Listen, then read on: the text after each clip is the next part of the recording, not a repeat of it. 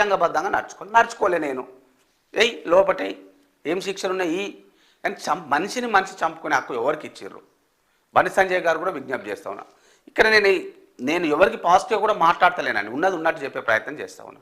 ఇప్పుడు నిజంగా కూడా బండి సంజయ్ గుండె మీద చేసుకొని చెప్పమనండి. అప్పుడు అన్నలు ఉన్నప్పుడు నిజంగా ఇంత పాపం ఉండేనా? చాలామంది నాకు ఫోన్ చేసి అడుగుతూ ఉన్నారు, అవినీతికి ఇట్లుండేనా, అవినీతి అధికారులు ఉండేనా, వామ్మో ఏడన్నోసరి ఏడగాలి చేస్తారని భయంతో కొంత పేదలకు న్యాయం జరిగేది. మరి నిజంగా పేదలకు న్యాయం జరిగినప్పుడు, చట్టాలు పక్కగా అమలైనప్పుడు మరి బలిసిన వాళ్ళకి ఒక న్యాయం, పేదోళ్ళకి ఒక న్యాయం అన్నప్పుడే అన్నలు పుట్టుకు. అన్నలంటే ఎవరండి? వ్యతిరేకించే వాళ్ళు వీటన్నిటిని. నిజంగా మీరు మావోయిస్టులను అంతం చేయాలంటే వాళ్ళని చంపాల్సిన పని లేదు. అనేక మాలు చెప్పినా ప్రజలకు మేలయ్యే పనులు చేయి, ప్రజలకు అవసరమయ్యే పనులు చేయి. అవినీతి అధికారుల తాటని, అవినీతి రాజకీయ నాయకులకు ఉరి శిక్ష ఎవడు ఉండడు. అప్పుడు నిజం చెప్తా ఉన్నా నేను. అది ఏది చేయం, వాళ్ళని చంపుతామంటే ఏమొస్తుందా? వాళ్ళు ఎందుకు ఏమన్నా బలిసేం పోలే కదా, వాళ్ళు మన అన్నలు, మన తమ్ముళ్ళు, మన అక్కలు, మన చెల్లెలు తీసుకురండి.